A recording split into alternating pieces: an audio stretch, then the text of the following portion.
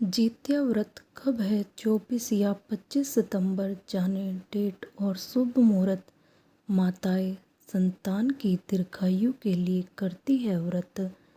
जीवित पुत्रिका व्रत यानी कि जित्या व्रत का हिंदू धर्म में खास महत्व माना जाता है। इस व्रत को महिलाएं अपने संतान की दीर्घायु के लिए रखती है। यह व्रत बहुत ही कठिन व्रतों में से एक माना जाता है। महिलाएं बिना अन्न जल ग्रहण किए इस व्रत को करती है और अपनी संतान के बेहतर स्वास्थ्य और सफलता की कामना करती है। इस साल यह व्रत महिलाएं 25 सितंबर दिन बुधवार को करेगी। इस दिन महिलाएं निर्जला व्रत करके भगवान जीमूतवाहन की विधि पूर्वक पूजा करती है। आइए आपको बताते हैं जित्या व्रत का महत्व, पूजा विधि, शुभ मुहूर्त और व्रत को रखने के लाभ।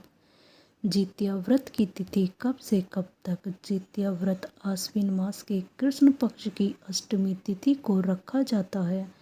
आश्विन मास के कृष्ण पक्ष की अष्टमी तिथि इस बार 24 सितंबर को दोपहर में 12:38 पर लग जाएगी। उसका समापन 25 सितंबर को दोपहर में 12:10 पर होगा। जित्या का व्रत रखने वाली माताएं 25 सितंबर को पूरे दिन और पूरी रात व्रत करके अगले दिन यानी कि 26 सितंबर को व्रत का पारण करेगी। इसका पारण सुबह 4:35 से सुबह 5:23 तक किया जाएगा।